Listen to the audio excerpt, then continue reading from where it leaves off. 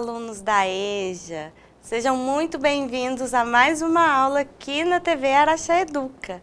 Eu sou a Dayana, professora de língua portuguesa, e chegou agora o nosso momento, o nível 2 da EJA. E o assunto da nossa aula de hoje, nós vamos falar sobre pleonasmo. Nós temos aí o pleonasmo literário, que se trata de uma figura de linguagem, e também o pleonasmo vicioso, que são os vícios de linguagem. Mas antes disso, vamos retomar aí as aulas anteriores, os assuntos tratados nas aulas anteriores. Vamos lá? Nós falamos aí em uma das aulas sobre o predicativo do sujeito. Estão lembrados? Vamos rever um pouquinho mais? Vejam bem, Mariana é inteligente. Mariana é inteligente. Eu estou classificando a Mariana, eu estou dando aí uma característica à Mariana. Sim, então nós veremos aqui que o predicativo do sujeito é aquele que caracteriza o sujeito. Vamos lá? Olha só, o predicativo do sujeito é um termo que caracteriza o sujeito da oração, estando ligado a este por meio de alguns verbos que indicam estado permanente ou transitório. Veja aqui o nosso verbo do verbo ser, no presente aí do indicativo. Ou seja, ele está indicando um estado permanente. A Mariana é inteligente, ou um verbo de ligação, outro verbo que pode trazer uma ideia aí de transitório, de por enquanto. Vamos ver mais um pouquinho? Olha só, esses são os verbos de ligação. São os verbos que vão ligar o sujeito ao predicativo. E os principais verbos de ligação que nós temos são ser, no caso da Mariana, Mariana é, estar, permanecer, ficar, tornar, andar, parecer, continuar, virar, viver. Então, esses verbos de ligação vão trazer, assim, essa ideia transitória ou permanente do sujeito, e é eles que vão ligar o sujeito ao predicativo, certo? Olha só as frases. Ó, Débora estava exausta no fim do dia. Ou seja, ela estava, não é algo transitório. Se ela estava exausta lá no fim do dia, é algo que pode passar, não é mesmo? Veja esse outro. Joana permanece radiante, ou seja, é algo que é frequente, não é mesmo? Então, permanecer vai ligar o meu sujeito à característica dele, certo? Júnior é muito preguiçoso. Ó, muito preguiçoso é a característica aqui do meu sujeito, Júnior. E aqui eu tenho o verbo que está ligando o sujeito à característica dele, ao predicativo do sujeito. E Vitor e Júlio se tornaram amigos, ou seja, se tornaram quer dizer que eles não eram amigos antes, certo? Então, Vitor e Júlio se tornaram, nós temos aqui, amigos. Viu só? Os nossos predicativos do sujeito. E para a nossa aula de hoje, para o nosso assunto de hoje, eu te convido para fazer uma leitura. Vamos lá? Vejam essa tirinha aqui. Acamado, ele diz: enfermeira, eu estou com uma dor que dói muito. E ela diz: hã? Você está com pleonasmo. E ele todo assustado: isso é grave, enfermeira? Vejam bem, O pleonasmo, né, como eu disse antes, ele pode ser aí uma figura de linguagem ou pode ser um vício de linguagem. Bom, prestem atenção aqui nesse primeiro quadrinho. Eu estou com uma dor que dói muito. Bom, se ele diz que está com uma dor, ele diz que dói muito, né? Ele poderia dizer... ao invés de usar aí o pleonasmo, que é um vício de linguagem, ele poderia dizer, estou com uma dor intensa, por exemplo. Vamos ver mais sobre isso, mais detalhes? Olha só, o que é o pleonasmo? O pleonasmo é um recurso linguístico que utiliza a repetição de um termo ou de uma ideia bem semelhante a esse termo, para dar maior ênfase ou clareza. Vamos ver. Olha esse pequeno trecho do poema de Fernando Pessoa. Ó mar salgado, quanto do teu sal são lágrimas de Portugal. Bom, todos nós sabemos que a água do mar é salgada, não é mesmo? Então, em uma obra literária, trazer aí ó mar salgado, então, para dar mais ênfase, né, para trazer, e ele ainda repete no próximo verso o próprio sal, a palavra sal, trazendo mais ênfase à ideia dele. Compreenderam? Agora vamos ver aqui um pouco mais de detalhes. Dependendo do contexto e da intenção do falante ou do escritor, o pleonasmo pode configurar uma figura de linguagem ou um desvio da norma padrão. Como é isso, desvio da norma padrão? Às vezes não é necessário, enquanto estamos falando e até mesmo escrevendo, construindo um texto, a gente usar o pleonasmo vicioso pode aí ir contra a norma padrão da língua portuguesa, dependendo do contexto, né? Vejam bem, eu subi lá em cima para ver o que ela queria. Olha só, subi lá em cima. Bom, se eu subir, obviamente eu vou lá em cima, não é mesmo? Vamos ver mais. Olha só, o pleonasmo literário, né? Antes nós falamos um pouquinho aí do vicioso, vamos falar mais um pouco sobre ele. Mas o pleonasmo literário, do que se trata? Vejam bem, o pleonasmo literário é empregado para enfatizar uma ideia ou um conceito, dando caráter poético à construção. Olha o exemplo.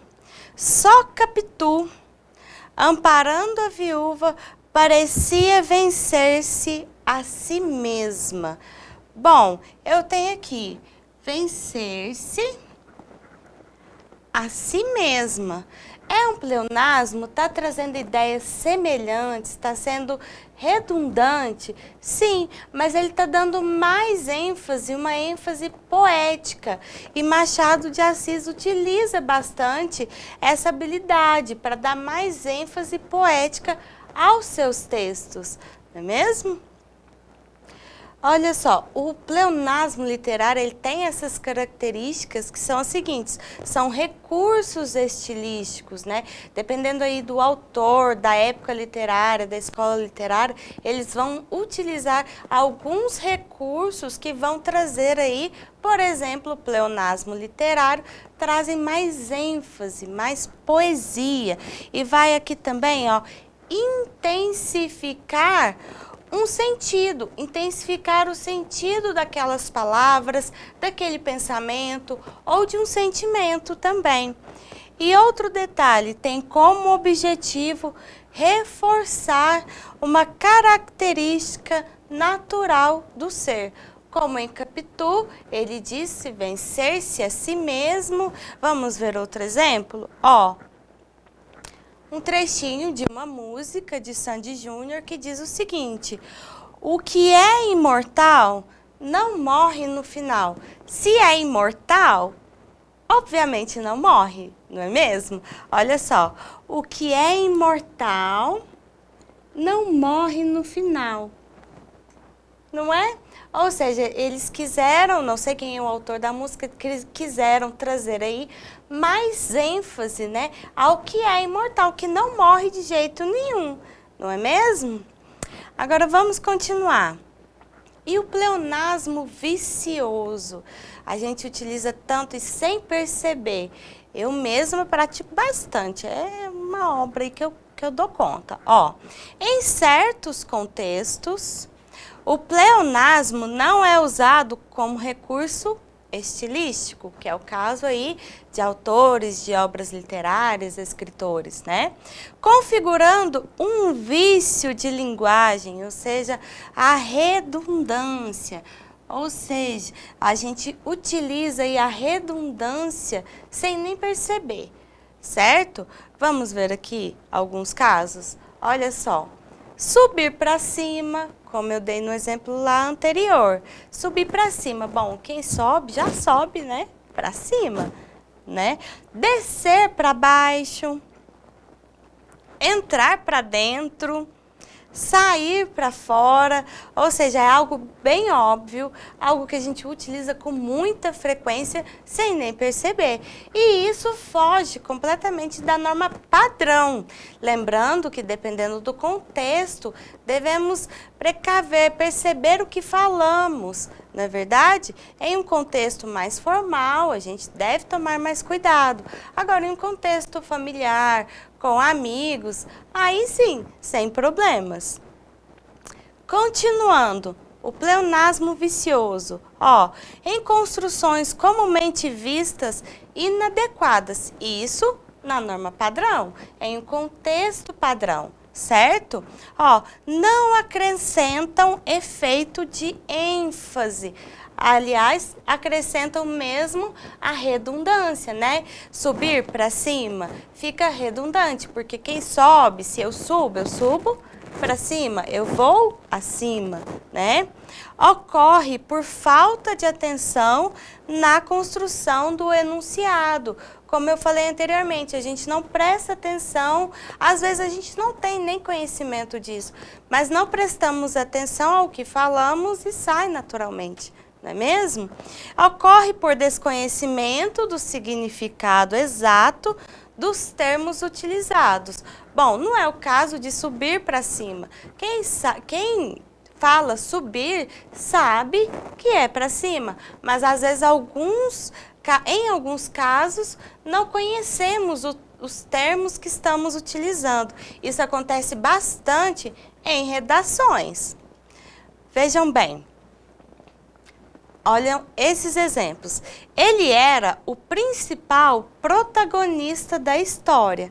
Bom, se era o protagonista, ele era o principal. Não é mesmo?